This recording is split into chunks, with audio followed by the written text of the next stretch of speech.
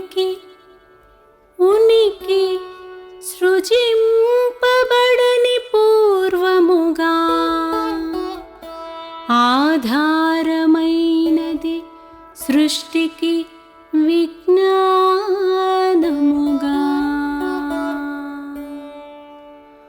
ఉనికి అంటే ఉండటం. ఉండటం ఉనికిని సృష్టి చేసిన పూర్వం అన్నది లేదు. భలే భలే భలే అన్నీ సృజింపబడినట్లు మనకు తెలుసు. ఉనికి అట్లా సృజింపబడని స్వతసిద్ధం.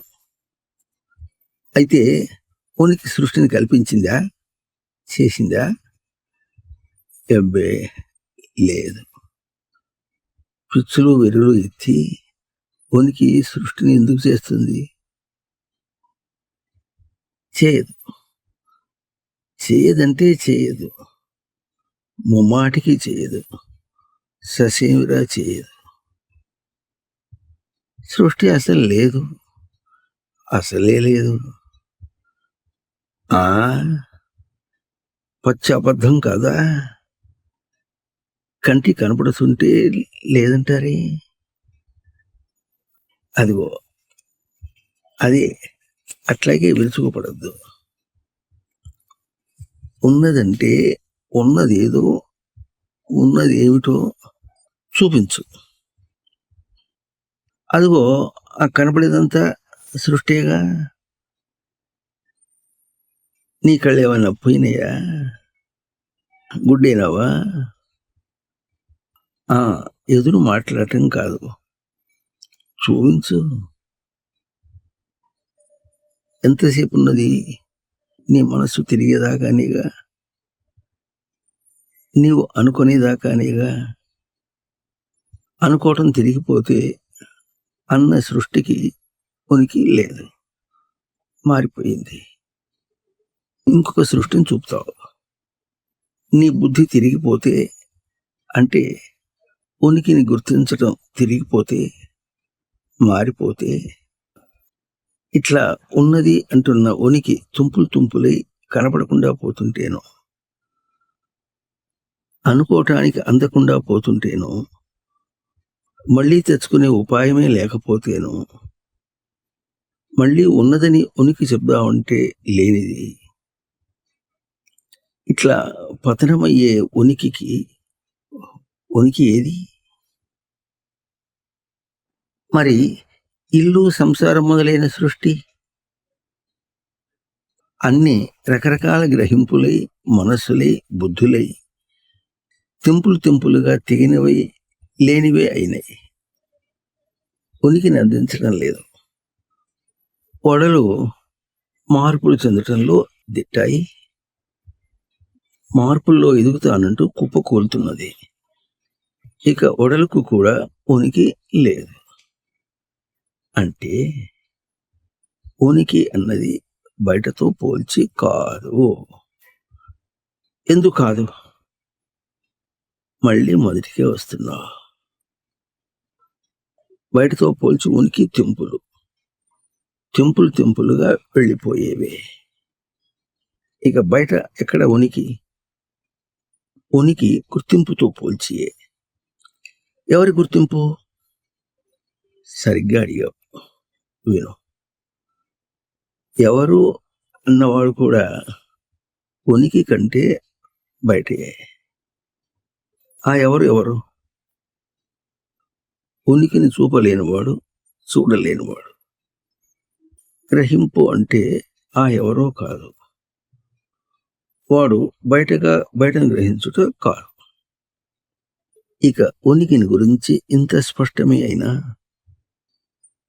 ఎంత నేర్చినా, ఎంత చూచినా, ఎంత వారలైనా ఉనికిని బయట వెదకి, బయట అల్లిన ఉనికిలోనే ఉన్నామంటూ, ఉండాలంటూ, బ్రతకాలని ప్రాతలాడే వారికి వారి స్థితిగతులను ఉనికి పక్షంలో ఉనికిగా చెబుతున్నది ఈ పాట. ఉనికి సృష్టికి ఉనికిగా ఆధారం అవటమే కాక, ఉనికిని గురించిన విజ్ఞానంగా సృష్టికి ఆధారమైంది. సృష్టికి ఆధారం అంటే ఉనికి. సృష్టికి విజ్ఞానం అంటే ఉనికి. ఉనికి ఉనికి సృజింపబడని పూర్ణముగా ఆధారమైనది సృష్టికి విజ్ఞానముగా.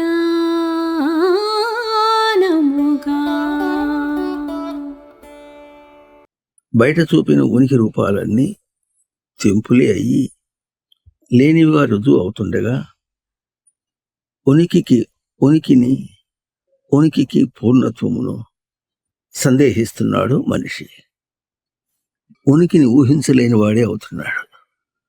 గ్రహింపు శూన్యమే అవుతున్నా ఉనికి సృష్టికి పూర్ణంగా ఆధారమైంది. ఆ పూర్ణత్వమును చెబుతున్నది పాట. తనలో తాను చైతన్యముగా ప్రకాశముగా నివాసముగా విచారణగా జ్ఞానముగా సమృద్ధి అయి సప్తదర్శనములుగా.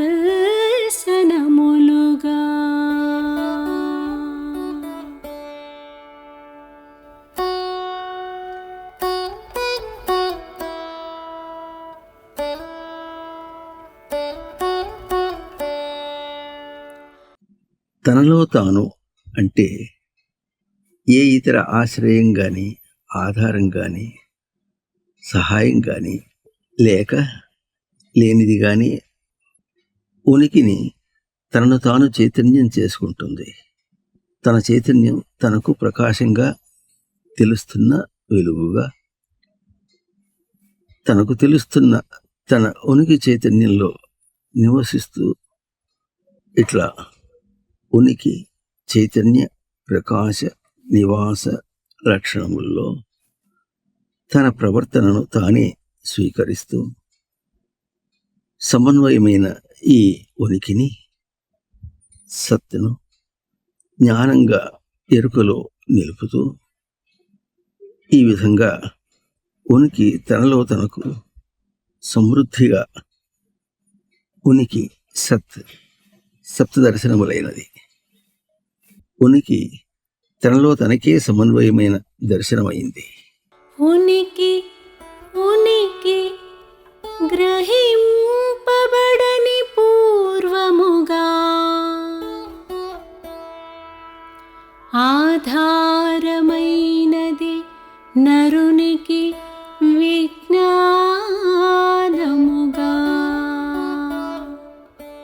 ఇక ఉన్నాయి అనబడే రోదనకు వేరుగా అవి లేనివని గుర్తించి గ్రహించి వ్యక్తమయ్యేటట్లు పాట ఉనికిని వివరించి చెబుతున్నది. నరుడు అంటే తోలుబొమ్మ కాదు. నృణాతి సర్వం స్వవశం నరః నృనయే. అంతటిని తన వశంగా కాంతిగా గ్రహింపు నర లక్షణం. బయట నరుడను అనేవాడు బయటనంతా తన వశంగా కాంతిగా చేసుకోవాలని ప్రయత్నిస్తాడు. వాటికి ఉనికి లేనందువలన అవి కారిపోతాయి. నరుడు తన నరత్వాన్ని నిలుపుకోలేడు. అంత అంటే బయట అంత అన్న భ్రాంతిని విడిచి తనకు సర్వం అంత అయిన తన ఉనికిని తన వశంగా కాంతిగా చేసుకొని నరుడు తన నరత్వమును నిలుపుకుంటాడు. ఇది ఇప్పట్టున సామాన్య ప్రాణులన్నిటికీ, సామాన్య నరులందరికీ, సామాన్య సాధకులందరికీ, జిజ్ఞాస చాలని సాధకులందరికీ నియమ జీవితం నిలపలేని సాధకులందరికీ నరత్వమును నిలుపుకొనుట అందనిదే. ఉనికి గ్రహింపు అందనిదే. ఉనికి గ్రహింపు ఆధారంగా లేనిదే. అయితే గ్రహింపకున్నా ఉన్నదే ఆధారం కాగలదు గాని లేనిది ఊహాత్మకమైనది ఆధారం కాలేదు కదా. ఇది కూడా చెప్పాల్సిన అవసరమా? అందుకే నరుడు ఉనికిని గ్రహింపని పూర్వం కలవాడే అయినా ఉనికి మాత్రం నరునికి విజ్ఞానంగా ఆధారమై ఉన్నది. ఇక్కడ 2 బోధాంశములు. మొదటిది, భ్రాంతికైనా ఆధారం ఉండాలిగా. భ్రాంతికి ఉనికి లేని భ్రాంతి ఆధారం కాలేదు. ఉనికి ఉండుట నిలుపుట అన్న ఉనికియే ఆధారం కాగలదు.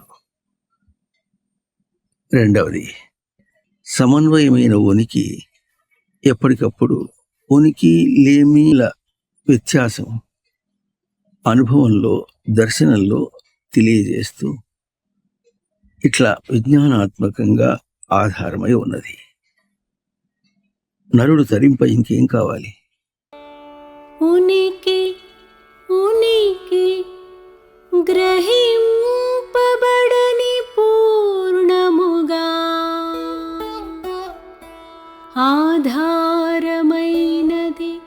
నరునికి విజ్ఞానముగా.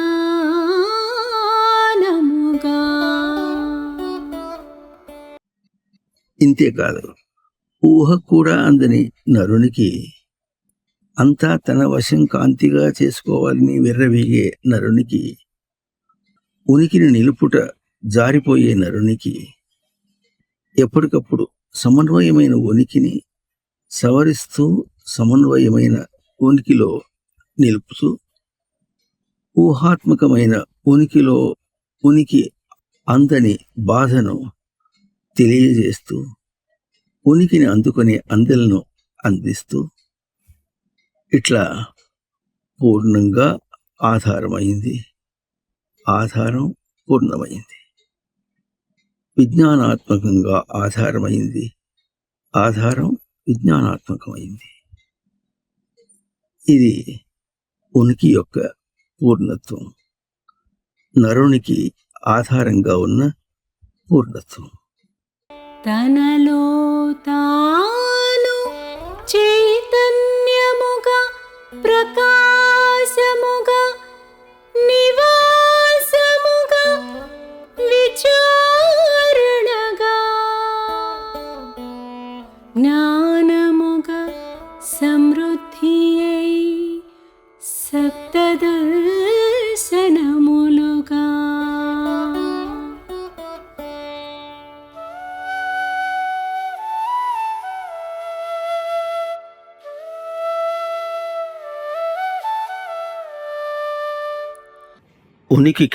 ఉనికి పక్షంగా ఎట్లాగైతే చైతన్య ప్రకాశ నివాస విచారణ జ్ఞాన సమృద్ధి అని సమన్వయమైన సప్తదర్శనంగా ఉనికియో, నరునికి నరుని పక్షంగా కూడా అట్లాగే చైతన్య ప్రకాశ నివాస విచారణ జ్ఞాన సమృద్ధి అని సమన్వయంగా సప్తదర్శనంగా నరునికి నరునిలోనే తనలో తాను ఆధారమును పూర్ణత్వమును అవగాహనగా అందుకునేటట్లు నిత్యం అందిస్తూ నరునికి ఉనికి పూర్ణమైనది. అందిస్తున్న ఉనికి పూర్ణత్వమును నరునిలో వివరిస్తున్నది. ఇట్లా ఈ పాటలో మానవ అని ఇంకొక పదం పలుకుతున్నది. మానవ అంటే తోలుబొమ్మ అని గబుక్కున అనుకోకూడదు. మానం ప్రత్యక్ దర్శనం, తదేవ సర్వదా వాతి భజతీతి మానవ. అవగాహనలో దర్శించే ఉనికిని ప్రత్యక్షంగా సేవిస్తున్నవాడు మానవుడు. స్మృతిలో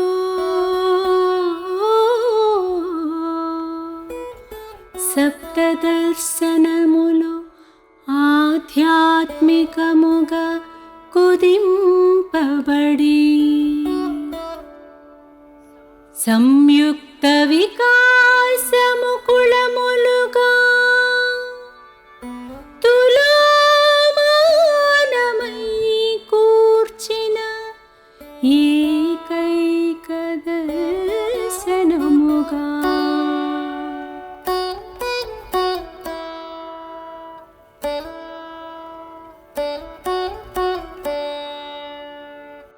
ఉనికి యొక్క సప్తదర్శనములు స్మృతిలో ఆధ్యాత్మికంగా కుదింపబడినాయి. అంటే తనను ధారణలో గుర్తించేటట్లు కుదింపబడినాయి. అంటే సప్తదర్శనములు తనకు ధారణగా ఉన్న ఆత్మరూపం, నిరంతర ప్రవర్తన ప్రాప్తి ఎరుక రూపం. ఈ సప్తదర్శనం మానవునికి సంయుక్త వికాస ముకుళములుగా తులామానమై కూర్చబడినవి. అంటే సప్తదర్శనములు తనలో తనకే వికాసం వ్యక్తమవుట, ముకుళం గ్రహింపు, వ్యక్తం చేసినది గ్రహించుట, గ్రహించినది వ్యక్తం చేయుట, రెండు సంయుక్తమై సంయుక్తం వేరు కానిదిగా అనన్యమని తూచినట్లుగాను నిరంతరమైన కొలతగాను కూర్చి స్మృతికి సప్తదర్శనములు ఏకైక దర్శనంగా, ఇంకా వేరు దృశ్యం కాని దర్శనం కాని లేనిది మానవుని స్మృతికి ఆవరించి చేరినది. ఇంకా జీవులలో విశిష్టముగా మానవుని గ్రాహ్య సృష్టిగా రచించి సప్తదర్శనముల గ్రాహ్య వ్యక్తములకు బద్ధునిగా బంధించి అన్వయ వ్యతిరేకములలో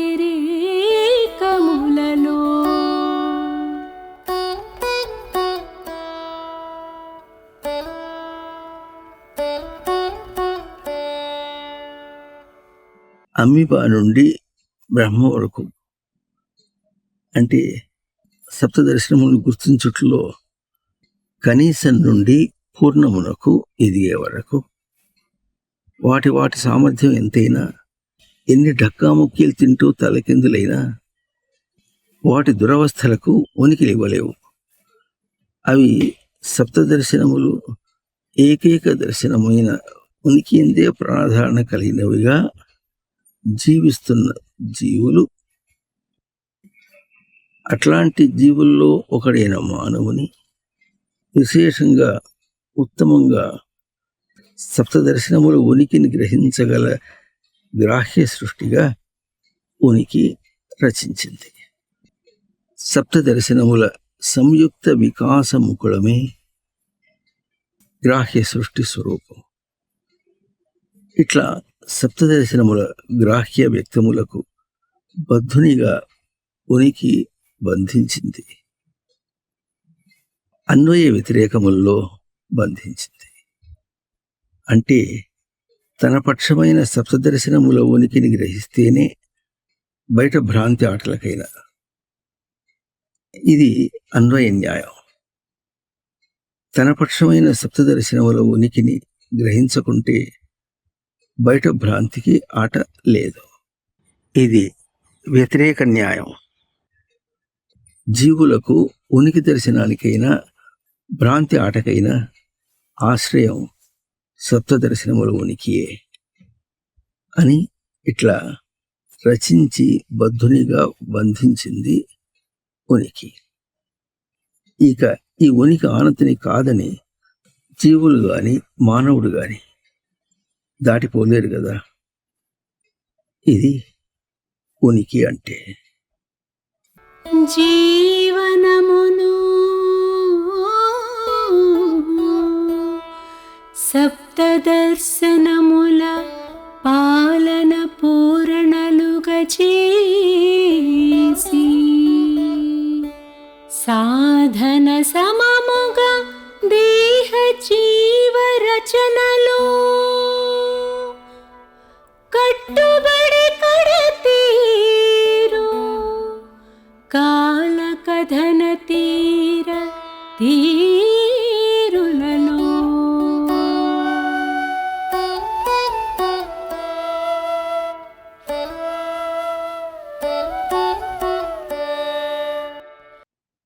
ఇక మానవుని జీవనం అంటే పాట చెబుతున్నది.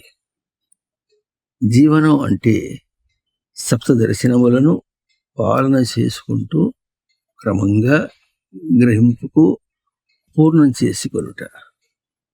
ఉనికి తన పక్షం పూర్ణంగా రచింపబడి అధిష్టానంగా ధారణలో స్థిరంగా రచింపబడింది. గ్రహింపు దోషం తనదే కనుక క్రమంగా పూర్ణత్వమునకు తనకు తన పాలనయే విధింపబడింది. ఎట్లా విధింపబడిందో పాట చెబుతున్నది.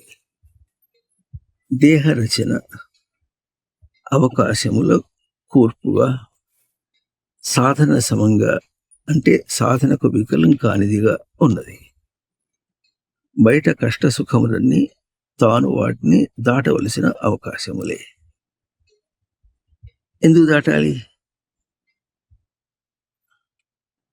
అవి ఏవి తనకు ఉనికి రూపములు కానందున. ఇక జీవరచన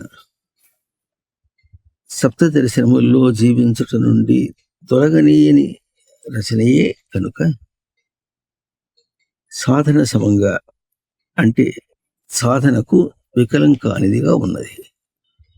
రచన అంతా కట్టుబాటుగానే ఉన్నది. ఇక మానవుడు ఇందుకు బద్ధుడు కావాలి. ఇందుకే ఉనికి కట్టుబడి కడతీరేటట్లు కట్టేసింది. ఎట్లా దేంతో కట్టేసింది? కాలకథన తీర తీరులలో కట్టేసింది. కల శబ్ద సంఖ్యానయో కల గతి సంఖ్యానయో. ఉనికి యొక్క సప్తదర్శనములను ఒకటి విజ్ఞానంగా పలికించి అన్వయం చేసుకొనుట కాలం. 2 ప్రవర్తనగా ప్రవర్తించి అన్వయం చేసుకొనుట కాలం. కాల లక్షణం మాటలు కాదు, పరోక్షం కాదు, కథనం, కథ ప్రఖ్యానే. తన రచన వ్యక్తం కావాలి. తీర త్రూ ప్లవనతరణయో వ్యక్తమై దోషాన్ని దాటాలి. దోషాన్ని దాటే వరకు తన తీరు సాధన సమం కాదు. దోషాన్ని దాటే తీరుగా అంటే తీరు సిద్ధిగా సప్తదర్శనముల పాలన పూర్ణలకు ఉనికి కట్టివేసింది. ఈ కట్టుబాటును ఎదిరించే అవకాశం మానవునికి లేదు అంటున్నది పాట. మానవుడు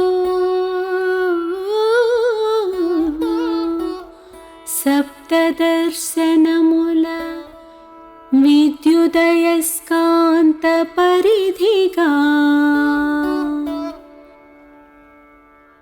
అన్యమునందడు చీరడెప్పుడన రచించే ముక్తునిగా విషయములకు బంధములకును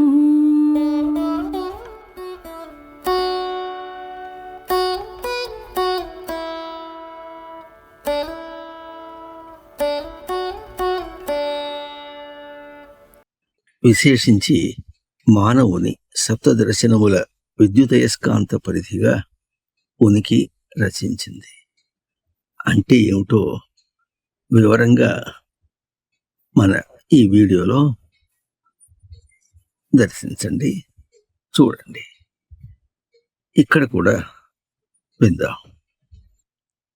మానవుని దేహపు పరిధి అంటే స్థూలంగా కనబడే దేహం అంతా పాలన పురణలకు ధారణగా ఇంద్రియములు, సప్తధాతువులు అమరి ఉన్నాయి.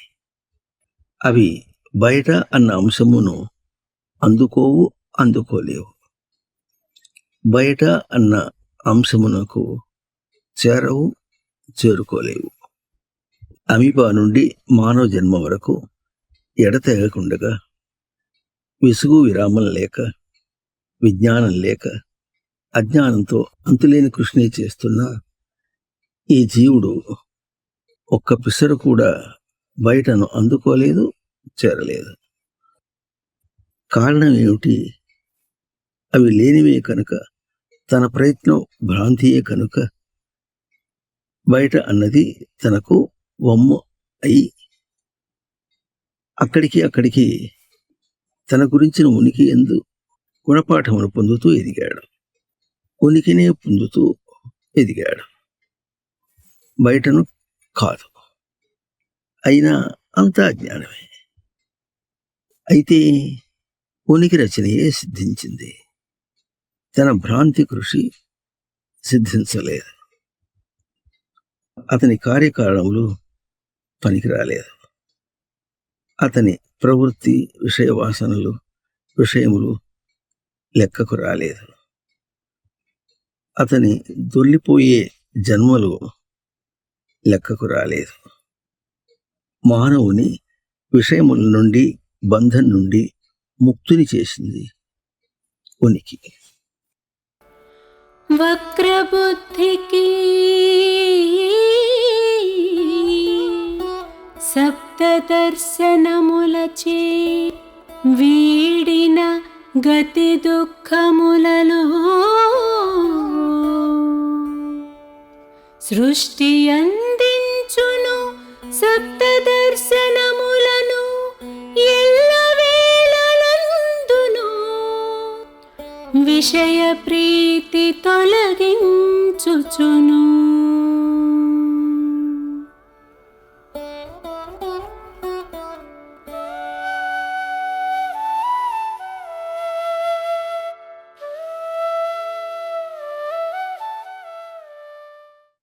అయితే ఈ మానవుడు మొండివాడు. అతనిది వక్రబుద్ధి. అయితే మాత్రం ఉనికికి వక్రబుద్ధి, వంకర బుద్ధి కులుకుడు ఏపాటి? ఉనికి యొక్క సప్తదర్శనములు మానవుని ప్రవర్తనలను, దుఃఖములను విడిపిస్తూ అతని పక్షమైన ఉనికి సృష్టి సప్తదర్శనములను అందిస్తూనే ఉంటుంది. అందించడం అంటే జేబులో వేయటం కాదు. ఎల్లప్పుడూ ఎక్కడికక్కడ విషయ ప్రీతిని తొలగిస్తూ అందిస్తూ ఉంటుంది. విషయ ప్రీతిని తొలగిస్తూ ఉంటుంది, ఉనికి సప్తదర్శనములను అందిస్తూ ఉంటుంది. పంచభూతములు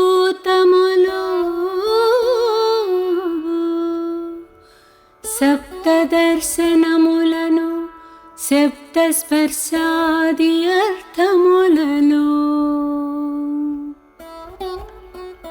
శ్రోత్రత్వగాది ఇంద్రియములందు అందింపచేరగా అనుసంధానమనడి లీలగా సప్తదర్శనములను దర్శించి గ్రహించు ఇంద్రియములు పంచభూతములనాధ్యాత్మికముగా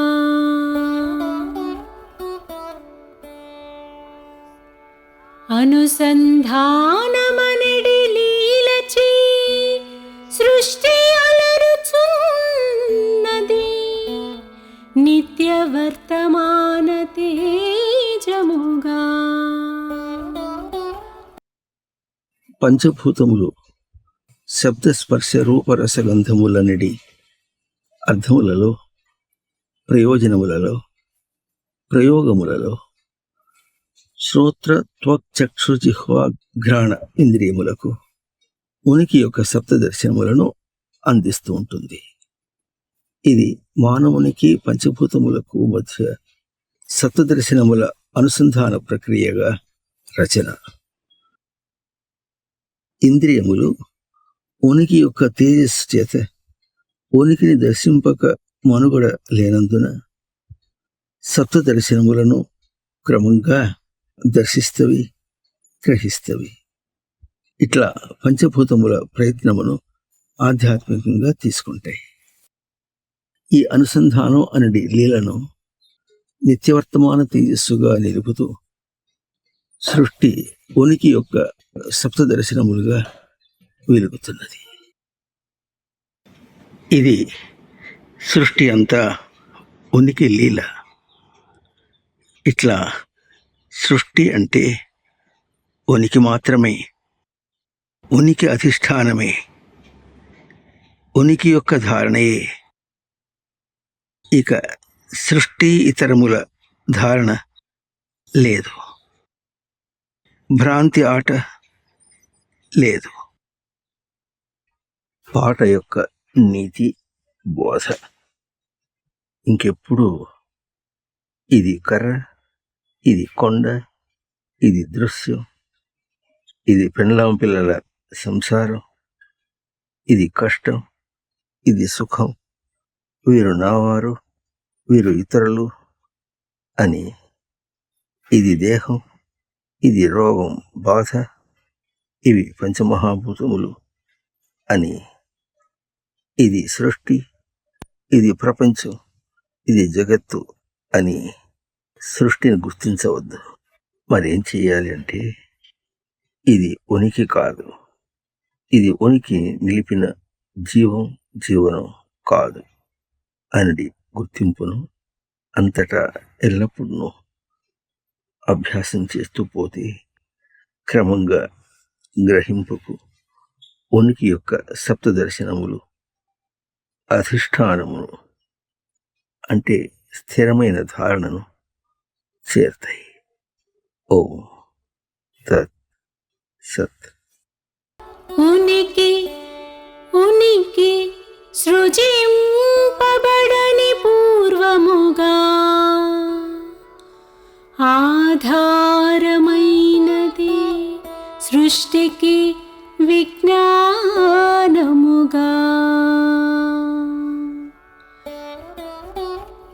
ఉనికి ఉనికి సృజింపబడని పూర్ణముగా